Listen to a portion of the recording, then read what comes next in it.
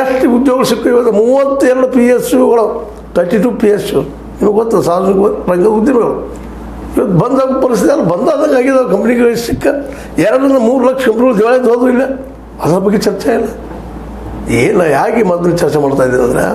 DK Shivakumar ಆಗಲಿ ಸತೀಶ್ ಜಾರಕಿಹೊಳಿ ಅವರಾಗಲಿ ಇನ್ನೊಬ್ಬರಾಗಲಿ ಅವ್ರು ಯಾವ ಪಕ್ಷಕ್ಕೆ ಹೋಗ್ತಾರೆ ಅನ್ನೋದು ಮುಖ್ಯ ಅಲ್ಲ ಅವ್ರು ಏನು ಕೆಲಸ ಮಾಡ್ತಾ ಇದ್ದಾರೆ ಏನು ಜನರಿಗೆ ಮಾಡಿದ್ದಾರೆ ಅದನ್ನ ಬಗ್ಗೆ ಚರ್ಚೆ ಆಗಲಿ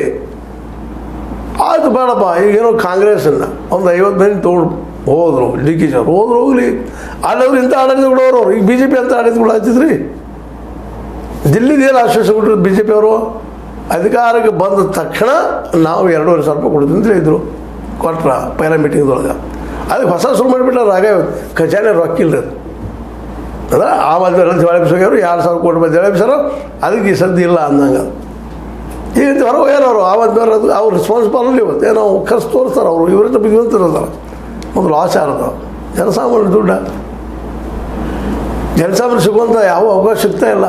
ಅದಕ್ಕಾಗಿ ನಾವು ಇವತ್ತು ಕೇಳ್ತಾ ಇರೋದು ಮೀಡಿಯಾಗಳಿಗೆ ಅದು ನಮ್ಮ ಗೋಧಿ ಮೀಡಿಯಾದವ್ರಿಗೆ ಗುರುಗಳ ಕೇವಲ ಇಷ್ಟ ಇಲ್ಲ ವಿಷಯಗಳು ಪಕ್ಷಾಂತರಗಳ ಬಗ್ಗೆ ಮಾತಾಡೋ ಅವಶ್ಯಕತೆ ಇಲ್ಲ ನಾವು ನಿಮ್ಮ ಜೊತೆಗೆ ಮಾತಾಡಬೇಕಾಗಿದೆ ಜನಕ್ಕೂ ಅದನ್ನು ಬೇಕನ್ನೋ ರೀತಿ ನಿರ್ಮಾಣ ಮಾಡಲಿಕ್ಕೆ ಇದ್ದಿದ್ರಿ ಕೆಲವೊಂದು ಜೀರೋ ಆ್ಯಂಡ್ರಾಯ್ಡ್ ಮೊಬೈಲ್ ಇದ್ದಂಥವ್ರ ಬರೀ ಅದನ್ನು ನೋಡ್ತಿರ್ತಾರೆ ಪಾಪ ಅವ್ರು ಬೇರೆ ಲೋಕ ಇರುವುದಿಲ್ಲ ಅಂಥ ಒಂದು ಸ್ಥಿತಿಯಲ್ಲೇ ಈ ಒಂದು ಸಾಮಾಜಿಕ ಜಾಲತಾಣದಲ್ಲಾದರೂ ಸಹಿತ ಈ ಚರ್ಚೆ ಆಗಲಿ ಅಂತೇಳಿ ಅಂದ್ರೆ ಇಲ್ಲಿ ಮುಖ್ಯ ಇಷ್ಟ